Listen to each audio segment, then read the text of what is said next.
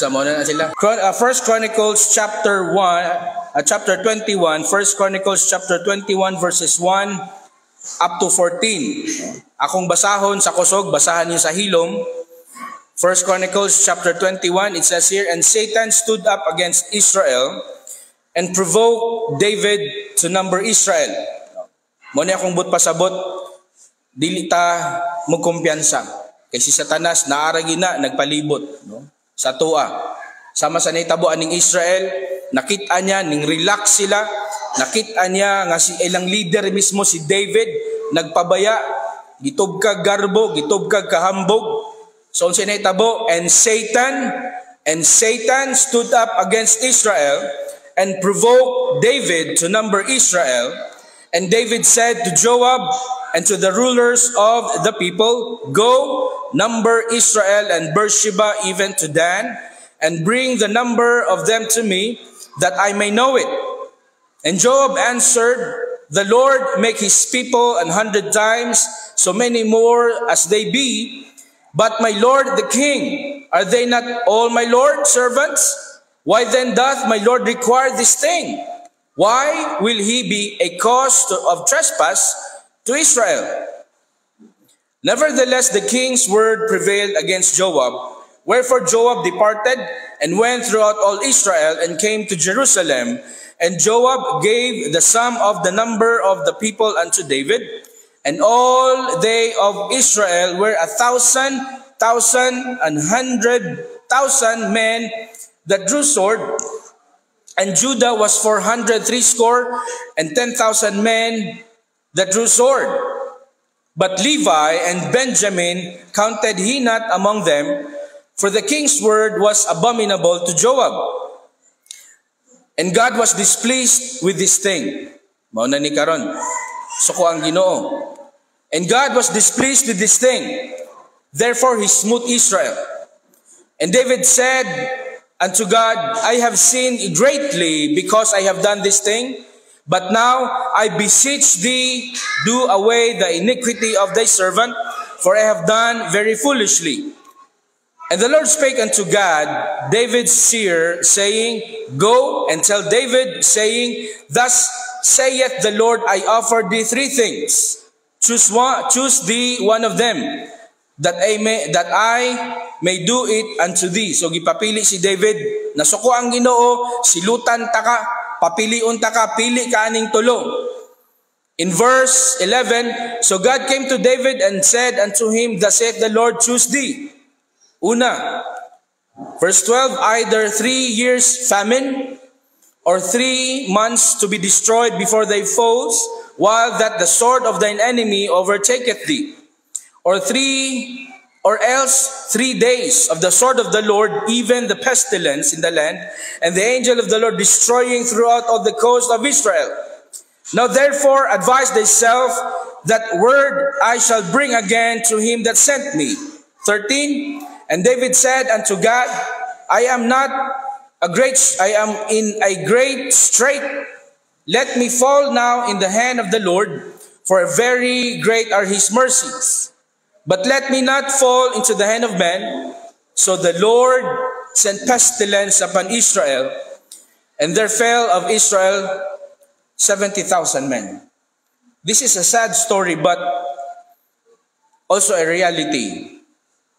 No? Nasa tuwa po dita at some point, kana bitang ma-overwhelm ta sa panalangin sa Ginoo, ayaw. Always focus on glorifying God. Mo ni nahitabo kay David, gitubkan siya garbo, gitubkan siya kahambog, and so gusto niya i-prove nga daghan loyal sa iyaha. Instead, unsa ingon siya tao, loyal man ni sa Ginoo ug sa imuha. Nasuko ang Ginoo, so gipapili siya tulo. Ug kining tulo nga gipapili sa iyaha, wa gyud maayo nga pwede nga kapadulngan, puro kaguliyang. And so this morning, we will learn more of this, no? Sa pagpamalandong sa pulong sa Ginoo, so we bow down our heads for a prayer. Labing balaan ug langit nun nga Amahan, salamat kay niining nga higayon nga kami nagkatapok among ginapaubos among kaugalingon para makutlo Amahan ang mga kaalam as what you have instructed us in the book of Deuteronomy chapter 6. nga among tun-an dili lang kay imong balaod, as well usab ang mga panghitabo nga kung diin imong gisilutan ang imuhang mga pinalangga nga katawhan para among matun-an nga og kami moglikay usab niining mga mali nga ilang ginahimo. Amahan, karon nga takna andama kami sa kasing-kasing sa hunahuna ug sa espiritu. Kung sa may mga kabugaton nga nasa mong kasing-kasing, Lord, mga kaligot-got, kapungot, kasuko, ug mga dili maay nga impluwensya ni Satanas o mga daotang espiritu, sa pangalan ni Jesus, I am casting it out nga Lord, among focus karon sa imong pulong ug sa imong kalam. Amahan, pakigistorya ikaw kanamo karon through your words. Ug amahan, ihatag ang kadaugan sa panimbahon karon. Ayo tuguti si Satanas iyang gubaon, disturbohon ang among panimbahon. Apan Lord, akong pagampo nga walay mo uli unya nga adunay naay kahawang siyang kasing-kasing ug hunahuna. Apan adunay kadasig, adunay willful nga pag-obey sa imong buluhaton, sa imong pagpamuhat, Lord, para sa kahimayaan niini nga butang. Amahan, gamita sa ako may tilikar. Amahan, giyahay ako, ugpon ako sa balan nga Espiritu Santo, nga imong pulong, mo'y masaysay na ako karon ug dili akong kaugalingon nga kaalam. Amahan, kining tanan akong pagampo sa pangalan ni Jesus, ug ang kagahom sa balan nga Espiritu Santo. Amen. Magabalik kamo sa paglingkod. Before I will proceed, no, ako i-announce nga i-cancel sa nato ato ang lunch fellowship karon kay kabalo ko daghan po nang nagsakit. So as kami pod, no. Mabito si Abram ug si Gladys karon wala man sila gi-quarantine pero less lang ang exposure because I know na muubod rin, po muubod rin, no? Tinubagay ba, no? For ano lang, prudence, no? Prudence. Pero atong buluhaton karong hapon sa mga young people, okay brother, magpadayon gihapon ha. And karong hapon magstoryahan ni brother Tating unsay ato ang mahimong solusyonan ni karon sa ato ang tracts distribution and house to house evangelism kay dili man pud pwede nga sige tag ubo-ubo nya manuktok ta basig di kita pasudlon gid hinuon, no. So atong meetingan so unya brother Christopher magstoryahanay mi human sa tanang live nato unya. Okay, padayon ta. Now before we will proceed sa mga puntos about niining story sa 1 Chronicles chapter 21. This is a very interesting story. Maski ako gani na nahimo kong na-inspire, nadasig nga kana bitang magmaigmat ka. Tanawon sa nahitabo. If you will read sa story ni David, nag-start sa 1 Chronicles chapter 9, hantod na siya sa chapter 29. Chapter 29 hantod chapter 29 ang story ni King David sa dihang nahimo niya nga na-defeat si Goliath, hantod nga nahimo siyang servant ni Saul, hantod nga nahimo siyang hari, hantod nga nahimo siyang successful nga hari. Hantod nga nimpuli si King Solomon sa iyaha. If you have noticed from chapter 15 hantod sa chapter 20, grabe ang victory nga gihatag sa Ginoo ni King David. Nga kung diin very overwhelming.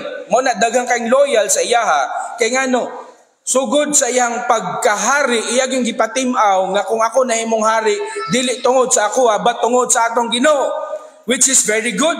Gayahang gi-promote o gayahang gideklara nga atong kinabuhi, atong ideklara nga mahimaya ang Ginoo sa tanan atong kinabuhi kay ayang ginahatag ang tanang kadaugan sa atuwa, which is mao pod ang promesa gikan kay Moses, gikan kay Abraham ug hantod sa atuwa karon. Gani in Joshua chapter 1 verse 9 the word of God says, "Be strong and have a good courage. Kay ako na nagpabilin sa inyo ha." Meaning, naatay kadasig, naatay kaisog, naatay espiritu nga nagmadinaogon o magmadinaogon maski no sa atong himuon solo nga nahimaya ang atong Ginoo. But look what happened to 1 Chronicles chapter 21.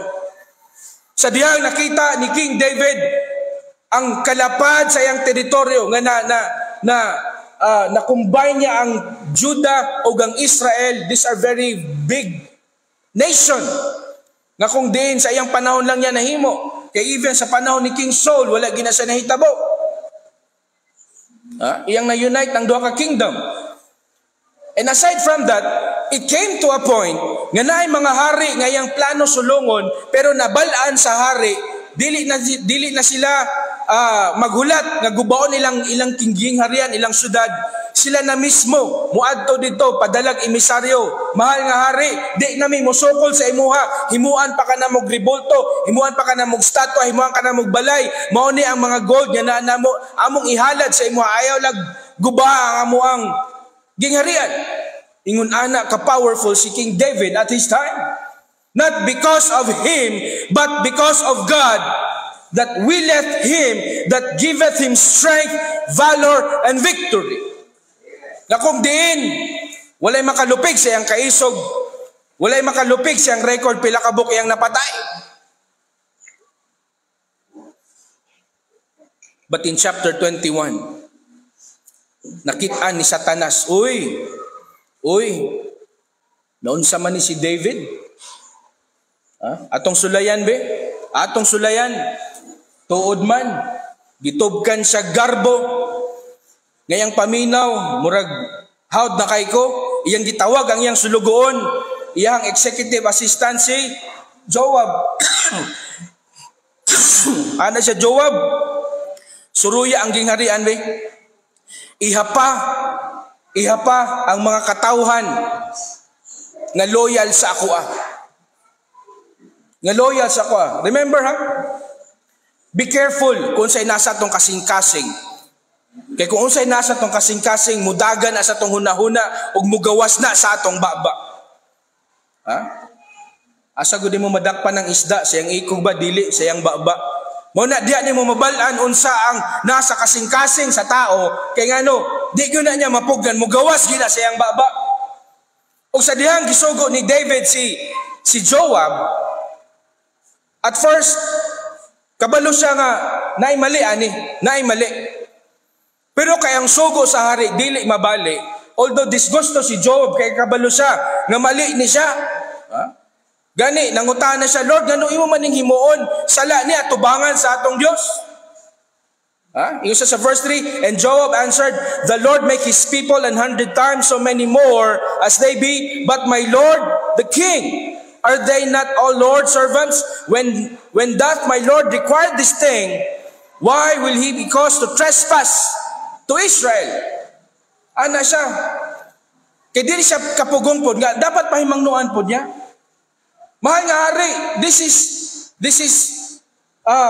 what's the word, no? Trespass ang gibutang diri. But Lord, murag dili gini siya maayo. Makasalatan Pero sinahitabo, ning lakaw si Joab with a heavy heart, giihap niya ang mga katawhan.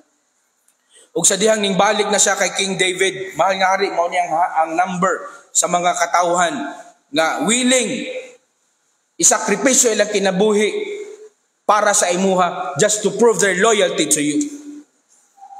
Diri nagkamali si David, dapat unta iyang gi-check nga dapat loyal ta sa Ginoo. Mao na sa mga panimalay, we should always check nga dili lang kay ang amahan o inahan may loyal sa Ginoo, but ang tanan nga nagpuyo diya nga balay, you should always check. Loyal ba ka sa atong Ginoo? Kay kami sa loyal ko sa no, dito ka dapat loyal sa atong Ginoo. Kay kung ang atong anak loyal sa Ginoo, maskin pag wala siya sa atong pananaw, maskin kabalo siya nga wala ta sa atong kilid, he will always do what is the right thing. Even ang atong asawa, even ang atong bana.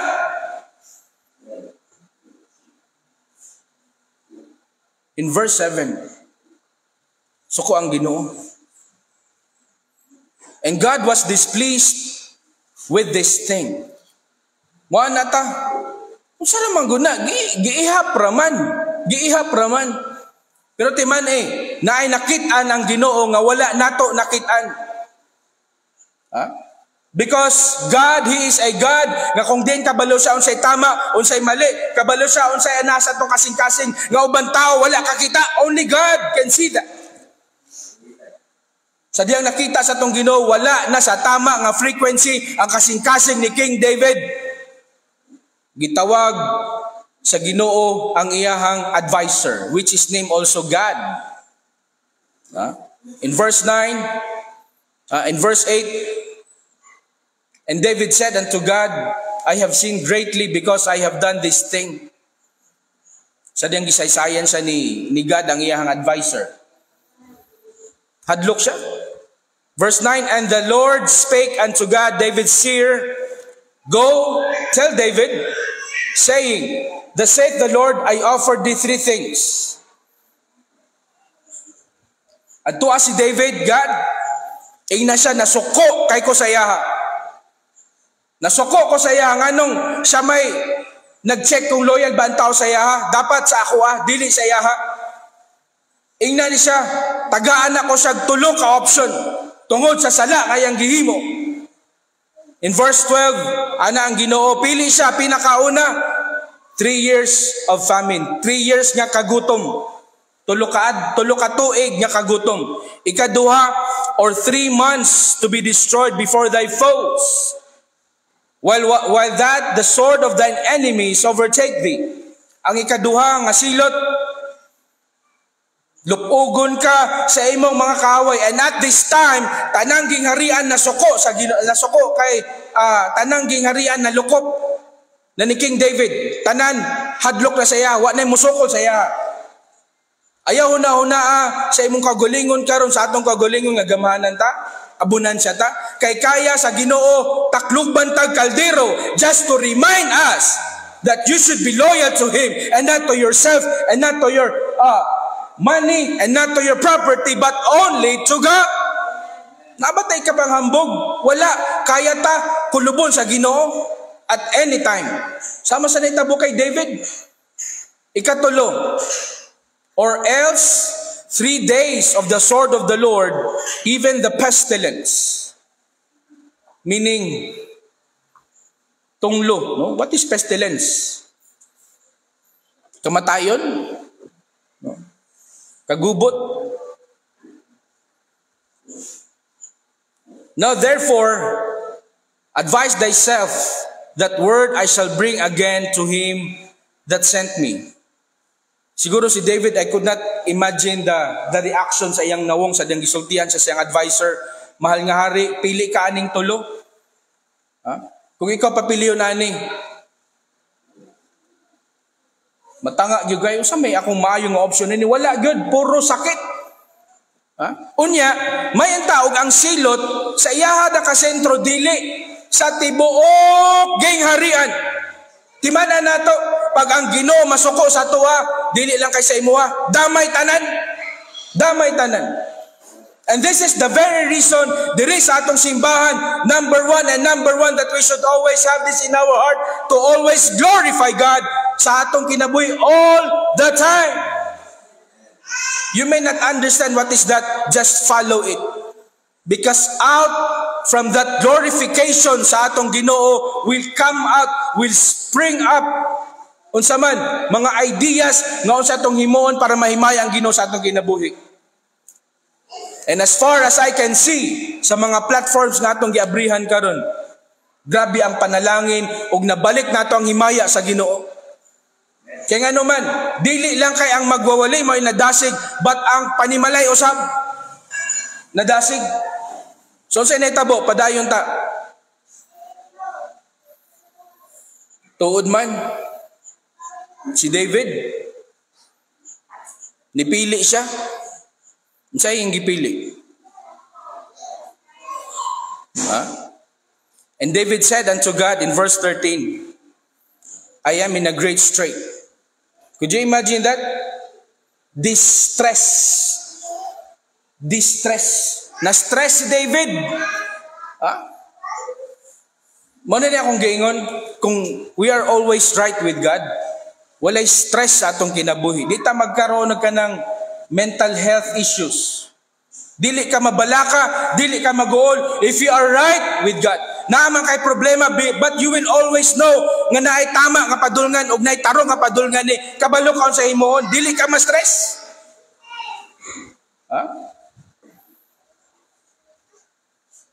I am in a great strait. Ang gipili ni David, dili ang kadtong 3 years nga kagutom, dili ang kadtong lupogon sa siyang kaaway, Ana siya, let me fall now into the hand of the Lord. Mas piliun niya nga ang Ginoo may musilot sa iya ha. For very great are His mercies, but let me not fall into the hand of man. Although kabalo siya nga latoson siya sa Ginoo, but he knew that our God is merciful. Kabalo siya ana. Kung nibalik si God, yang gisaysay sa atong Ginoo, Lord, mao ni ang sulti ni David. Verse 14, gipadala sa Ginoo ang pestilence sa ilahang lugar. And you know what? 70,000 is not a joke na mawala sa imong katawhan. 70,000 ang namatay. Kung atong padayon ni hantod sa verse 30. And God sent an angel unto Jerusalem to destroy it.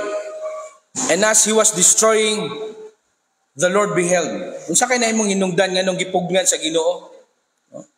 In verse 16, kani ba literal nga nakita ni David ang anghel nga naghatod ni ining pestilence sa ilang iyang nasod.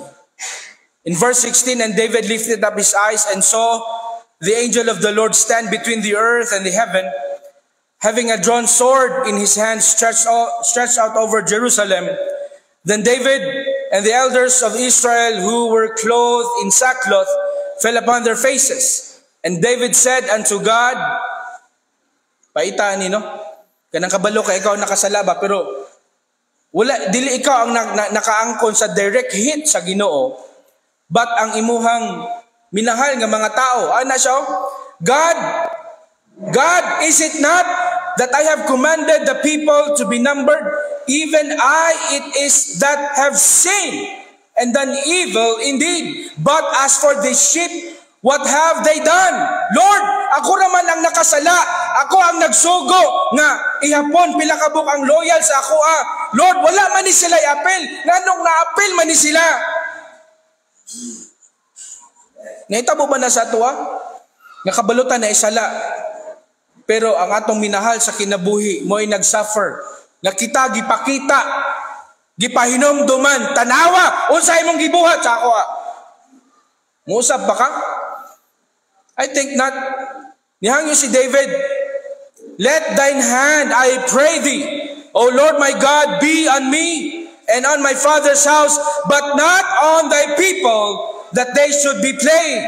Lord, sa ako na lang, ayaw na lang niining mga katawhan. Dili na ako makaya nga makitaan sila nga nagsuffer, naghilak, kay namatyan sila mahal sa kinabuhi. Lord, ako na lang palihog. But remember on our previous verse, ana si David, let me fall in the hand of the Lord because I know that His mercy is great tuod man. Naminaw ang Ginoo, mao to gipahunong sa Ginoo in verse 15. And the Lord beheld, and He repented him of the evil, and said to the angel that destroyed, it is enough. Stay now thine hand. And the angel of the Lord stood by the threshing floor of Ornan, the Jebusite. Kung atong basahon, hantod na siya sa verse 30, para maapis ang Ginoo, malipay, na ipasiguli. Ning palit si David og giukanan, no? Threshing floor, dito siya nagtukod og altar. And in verse 30, but David could not go before it to inquire of God, for he was afraid because of the sword of the angel. Pating hadlok gihapon niya, maski nahimo na niyang altar, naghalad na siya og burnt offering, hadlok gihapon siya. Di ka mahadlok ana, 70,000 kabuk ang namatay. Gipakita saya sa Ginoo ang sala nga imong gihimo, dili man to ikaw nagsuffer. Pero ang kanabitong psychological effect, grabe. Usa atong lesson nga makuha nini. Sa verse 1 pa lang, diyan na ito makitan. Na si Satanas permente galantaw sa inyong pamilya, ginatanaw niya kinsa yang pwede lupugon, ginatanaw niya kinsa yang pwede birahon para mahugno ang tanan. Una-una, si Eve ang una gitintal ni Satanas. In the book of Timothy, kung anong si Adan ang gi-persecute sa Ginoo, siya ang pinakagisilutan. Ingon sa Timothy, Adam was not innocent. Eve was not innocent, but si Adam ay head sa family. But pasabot unsa man. Dili lang kay si Satanas, gusto niya isa lang ang malupog sa inyong pamilya. Tanawa sa gimo ni Satanas, nakuha niya si Eve. Giuna niya si Eve, kay kabalo siya, kung mudritso sa kay Adan, dili gina malupog si Adan, so ginalantaw niya, kinsa ang huyang, niini nga magtiayon, mao ni akong unahon, kay para mosunod po ning bana, para mosunod po ning asawa. Did you get the point? Kaya ang gusto ni Satanas is a demolition job. Pag may kag-demolition, kita mo nang operation sa demolition ka ng mga squatters area, wagi mabili na ana gyud, tanan tumpag gyud na sa tanan. Ingon ana ang gusto ni Satanas. Ug dili lang kay nagundang dito sa kinabuhi ni Eve ug ni Adan. Pag-abot sa iyang duha ka anak, si Cain ug si Abel, unsay nahitabo? Si Cain iyang natintal. Parihatod sila gahalad sa Ginoo. Pareha sila gaalagad sa Ginoo. Pero ang isa according to the wisdom of God, pero ang isa according to his wisdom. That is in Romans chapter 10. They have both the zeal of God but not according to knowledge. Ang isa nagpaubos. Kaya ang gipangita sa Ginoo is a blood sacrifice, dili ng gulay. It doesn't mean atong Ginoo carnivore, but na ay perfect pattern nga ginapasunod ang Ginoo sa toa sa diyang mga lagad ta. Kaya ang gusto ni Satanas nga si Abel musunod usab sa gusto ni Cain. Pero unsay nahitabo? Wala ni sunod si Abel, but he'd rather follow God maski pag gi-persecute sa siyang igsoon. Instead unsay nahitabo? Gipanalanginan si Abel, gipakita sa Ginoo through nga gipanalanginan si Abel nga ang ginahimo ni Cain mali. Wa siya ginapanalanginan, mao na gitonglo siya. Mao na out from that tonglo nag-create og unsa man envy, hateful, wrath sa iyang kasing-kasing, mao tong napatay niya iyang igsoon. Wala man niya nabira si Abel nga musunod sa iyahang pagpangalagad nga mali, pero naputol niya ang tama nga pagpangalagad ni Abel. Our point here, sundo nato unsa ang prinsipyo sa Ginoo. There might come to a point nga kita mismo sa atong pamilya adunay kaguliyang. Pero kinsa may mo give in? Ang pamaagi ba ni Satanas o ang pamaagi sa Ginoo nga kabalo ka maskin paglisod, maskin pagsakit, pero kung mao na imong sundon, kabalo ka ang panalangin dili maputol, kabalo ka nga dili ka tunglohon sa Ginoo.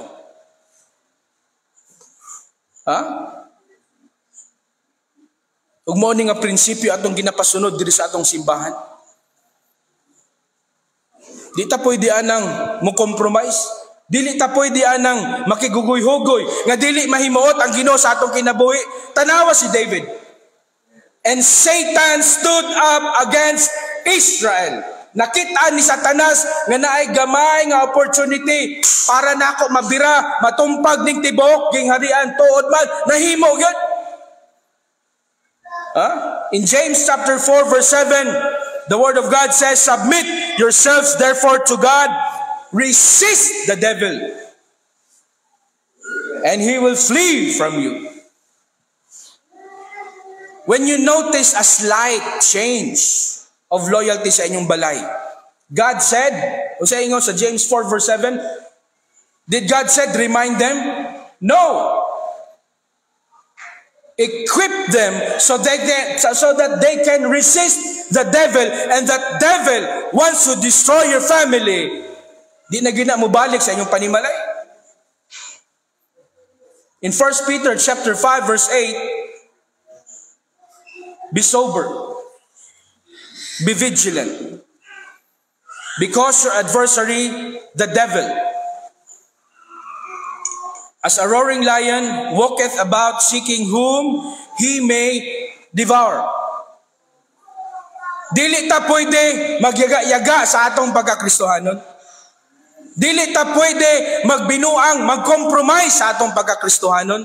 God said, be sober.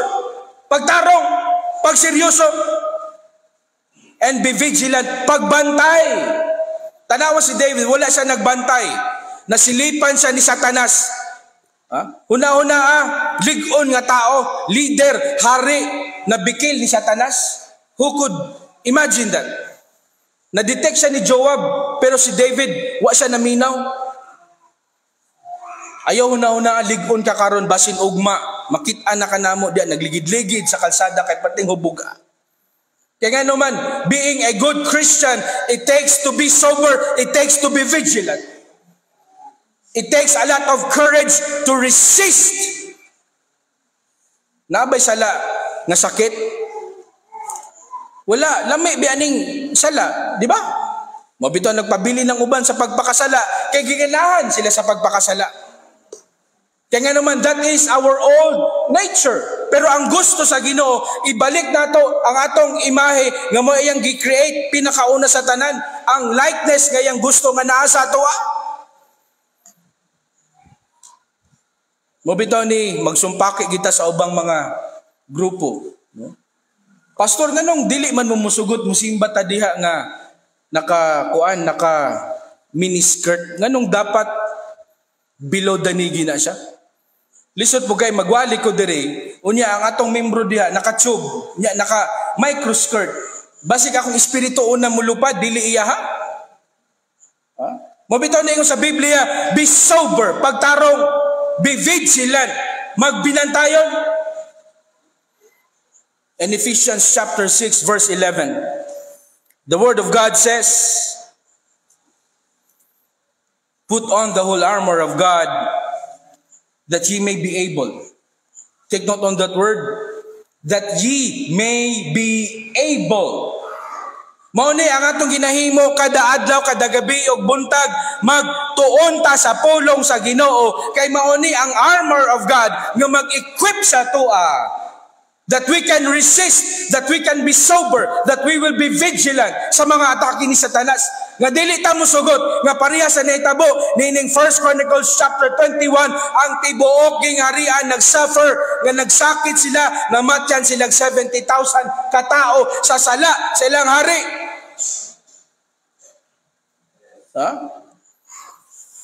Bubitaw ni akong anak, usahay normal magining na ipagka sitaw gani. Di ba the Bible says in Proverbs chapter 22, foolishness is bound in the heart of a child. Di ba? Foolishness is bound in the heart of a child. Pero sa ingon sa verse 15, train up a child in the way he should go, for when he is old, he will not depart from it. Dili lang kay atong anak atong i-train, kitapod. Ug ang pagtuon sa pulong sa Ginoo, mao ni ang ato ang taming, mao ni ang atong helmet, mao ni ang atong armor. Nabito ko nakita niya kadtong sundalo siya nga naga-vlog siya about sa mga equipment sa sundalo. Iyang gikumpara ang katong helmet nga made in China nga tag 7,000 ug katong helmet nga made in US nga tag 30,000 sobra. No? Pag testing niya atong sa China, sa Amerika, US nga helmet, direct hit, no? 9mm, 45 o katong M4, wala ka lusot, no? Nakapenetrate tong sa M4 pero napay Kevlar sa sulod, wa gid siya nakapenetrate. Kadtong sa China nga Kevlar, astig kay nimo tan-awon, pag baril sa 9mm, nalumping, wa kadulot. Ana siya, okay ni kay 9mm, wa kalusot. Pag baril niya sa 45, niliki. Pag baril niya sa M4, lusot good through and through. Panlingo siya. But pasabot. Kanang atong ginatun-an nga pulong sa Ginoo, magbantay po ta. Kay naipiki po dana, mabitaw na, diri sa ato ang simbahan, only King James ang atong ginagamit. We are not using NIV or ESV. No? The Evil Standard Version or the non-inspired version. Storyahan mi unya kung nganong kanatong ginagamit, no, dili ni karon, no? Kasi Brother Christopher hanas ni siya ni about King James. Kung nganong King James atong ginagamit. And God said, dili lang kay mas ginusa nga pulong sa ginubat ang preserved word of God, the King James version, ingon pa niya diri sa Ephesians 6 verse 11, put on the whole armor of God that ye may be able to stand against the wiles of the devil. The wiles of the devil. What does it mean? Wiles of the devil. Lipat. Nganong lipat? Kaya kung naay mo dool sa imo, ingnon ka, tintalon ta ka para magpakasala ta. Patintal ka, dili gyud kay ngano man. Giingon ko tintalon ta ka. Pero kung inon kay ka, tilawi ra gud niyo, lami kayo. Manginit ang imuhang kuan, dalunggan niya, mawala ang imong kabuhi. Na taod-taod, suka-suka na ka kay wa na. Tintal. Mo na lipat-lipat, wiles of the devil. And in verse 12, mo na itong timanan. Atong kaaway, dili ng atong makitan. Dili na mao. In verse 12, for we wrestle not against flesh and blood, but against powers, against rulers of the darkness of this world, against spiritual wickedness in high places. Where's that high places now? Asaga, agi-agi ng mga frequency nga atong makuha, makita nato sa mga social media. Isn't it spiritual wickedness ang ilang ginapakita? Tanawa ra guna ako na mention kagani ang photo lab. Usa may pinaka-feature ana nga gusto niya ipagawas nimo unsay nasa desire sa imong kasing-kasing nga likeness nga imong ipakita. Ya tuod tanan-tan ay potential mahimong mga Piolo og isa ba na? Catherine Bernardo og Daniel Padilla. Pero ang gusto sa Ginoo, that is not the likeness that I want you to show to other people. That is not the image that I want you to show to other people. But God said, tunay ang pulong sa Ginoo nga atong mabalaan unsa ang dapat natong ipakita. In Psalm chapter 1, blessed is the man that walketh not in the counsel of the ungodly. We should always have this counsel in our lives, day and night, as what it says in Joshua chapter 1 verse 8. So that we will know unsa atong dapat himuon ug tultulan ta unsa atong dapat himuon. As you know, si Satan do not know asa kabalo unsay nasa atong kasing-kasing. Pero makabalo sa unsay nasa atong kasing-kasing the way we talk. Unsa atong ginaistorya. Dili man mabalaan ni Satanas unsa atong gusto. Pero mabalaan niya kung unsa atong gusto kay ngano? We are trying hard nga mao ni atong gina-project nga likeness sa uban nga tao. But rather Satan wants you to focus not on to glorify our God, but to glorify yourself unsa atong mga nahimo. And mao ni nahitabo sa gingharian nga naguba at this time sa panahon ni King David. And I believe so. This message is very clear sa ato karon. If you're talking here on a larger scale, gingharian ni David, think of this sa inyong gingharian, sa inyong panimalay. Kay basin pa ang imong bana, ang imong asawa, ang imong anak, gamito ni Satanas. Kay dili ka ma-penetrate ni Satanas, dito siya sa weaker link in terms of spirit. Mao na as our responsibility, lig-uno nato dili lang kay atong kaugalingon, but every member sa atong church, sa atong balay, sa atong household. Kay lisod kayo mugawas na di, oy, di ba baptisma na siya nganong kamo na lang sumpay nganong inana. No, but rather makita na to, oy, baptist na, mao nay baptist.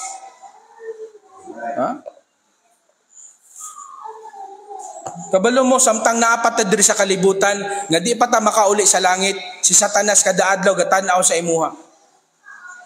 Unsaon kanya pagtumpag, unsaon kanya paglupog. Dili lang kay ikaw ang tibok member sa family. Ha?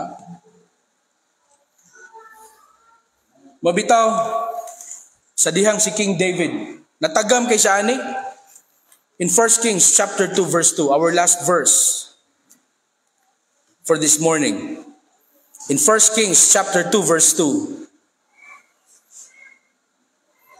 Unsa ingon ni David sa iyang anak nga si Solomon? In verse 1, ingon pa niya diri, now the days of David drew nigh that he should die, and he charged Solomon his son. Kay dili gusto si King David nga mausab ma-recycle ang sala nga nahimo nga mahimo pod siyang anak. Ingon niya kay Solomon verse 2, which is also applicable sa atong kinabuhi. Ha? Atong himuon ni siya. Ingon pa din sa verse 2, I go the way above the earth, be thou strong, therefore, and shew thyself. Amen. Ipakita sa mga katawhan nga ikaw nangalagad sa Ginoo. Ipakita sa mga katawhan nga imong kaalam gikan sa Ginoo. Ipakita ang imong katibuk-an nga pagkatao nga ang Ginoo mo'y nahimaya. Mo instruction ni David sa iyang anak. In verse 3, and keep charge of the Lord thy God. Ayaw ibulag ang Ginoo sa imong kinabuhi. Ayaw ibulag. Nga naman, mabot ng panahon na akay pagsulay. Basi mo bulag ka sa Ginoo. Kaya nga naman, mingkag, wala man ko gitabangan sa Ginoo. No, basin part na siya nga lig-unon ka sa Ginoo. Always think of that. And keep the charge of the Lord thy God, to walk in His ways, to keep His statutes and His commandments and His judgments and His testimonies, as it is written in the law of Moses, that thou mayest prosper in all that thou doest, and whithersoever thou turnest thyself. You see, ang pulong sa Ginoo, it goes in every way, in everything sa atong kinabuhi. Sa atong trabaho, sa relasyon nato nga magtiayon, sa relasyon nato nga mga anak. Di ba ang sa ingon ganiya sa Ephesians chapter 6, for we wrestle not against flesh and blood. Ayaw kalaguti ang imuhang anak nga nagpabadlong. Iampo na. Kaya nga no, gigamit na siya ni Satanas karon nga ikaw pod mismo kamong duha malupog. Instead nga siya imong puntiryahon personalon nimo, but rather talk to him spiritually. Anak, naguol kay ko kay nga naman. Ang atong spirituhan nun nga kaalam labi na sa imuha, nagababa. Basi mao na hinungdan nga nung dili ka maka-decide, makahimo og butang nga wa nahimuot ang Ginoo. And sa imong ginahimo, kami pod na apektuhan. Og dili ko musugot nga atong pagpangalagad sa Ginoo matumpag tang tanan tungod sa mga mali nimo nga desisyon. Balik sa pagpangalagad, pakusgo nato atong kaalam. Atong i-increase ang atong kaalam.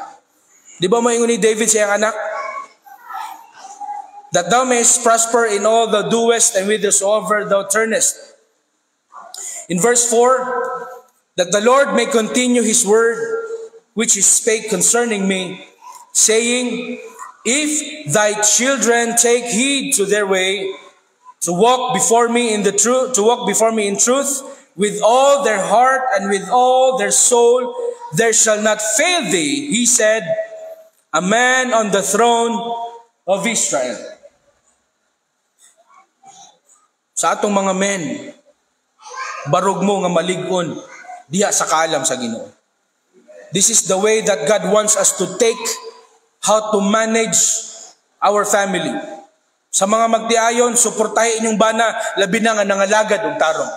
Sa mga anak, sunod mo sa inyong ginikanan nga nangalagad og tarong.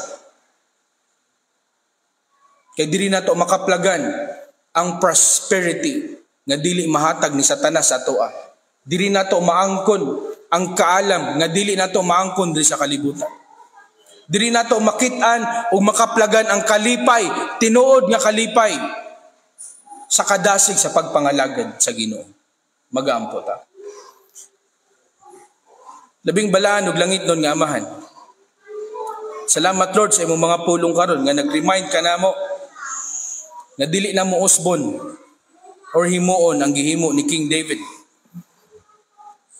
Lord, we should always be loyal to you and not to ourselves or to anybody.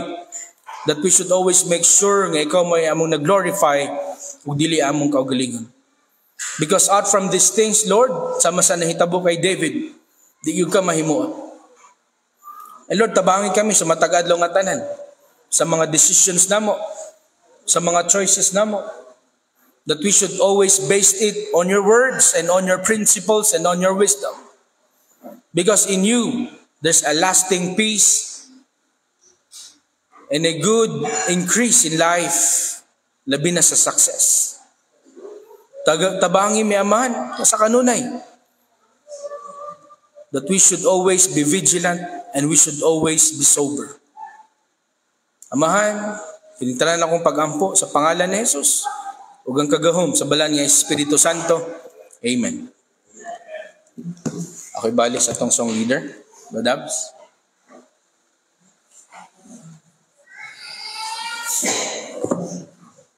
Amen. Ug sa tuang pagpadayon sa pagkuha sa tuang tithes and offering, akong hangyoon si Brad Ril o si Brad Winnie sa pagkuha sa tuang tithes and offering. Ug akong hangyo si Brad Ril sa pag-pray. Ug alang sa tuang closing hymn, there shall be shower of blessing.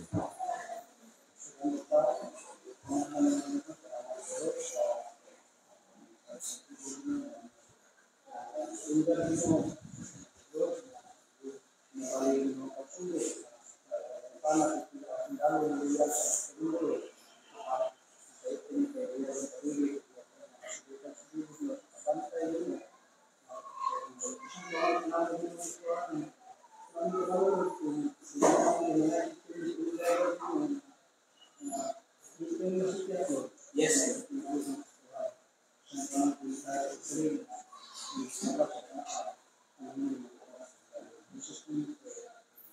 Amen.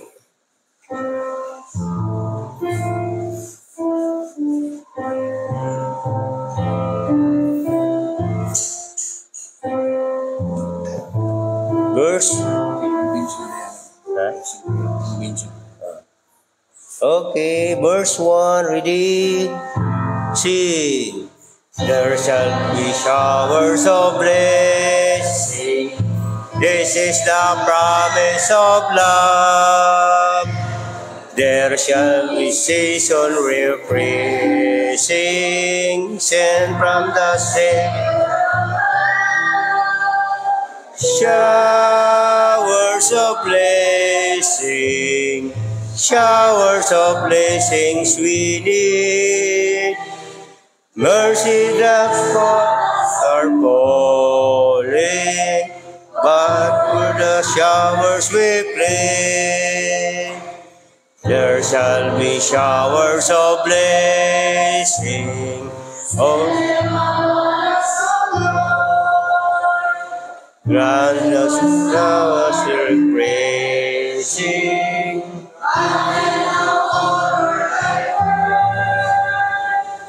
Showers of blessing, showers of blessings we need. Mercy are falling, but for the showers we pray. Amen. O galang sa tuang closing prayer, akong giyangyo si Brad Vincio sa pagani sa tubangan alang sa closing prayer.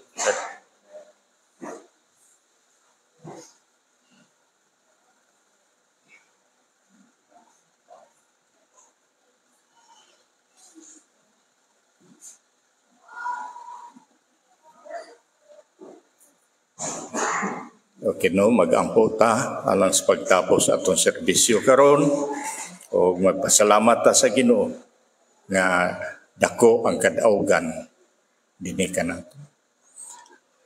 Kanimo Dios nga labing gamahanan ug balaan sa nga tanan.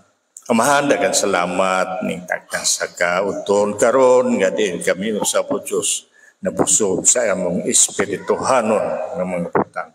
Salamat Amahan nga ikaw kanunay nagapataliwala kanamo. Salamat kanunay nga ikaw naghatag kadasig sa matag usa.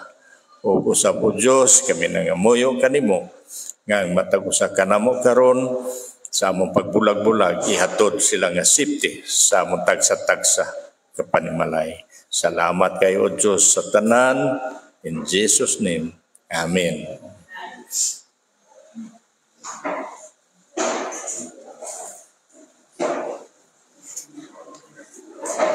Amen. Og maayong udto sa tanan.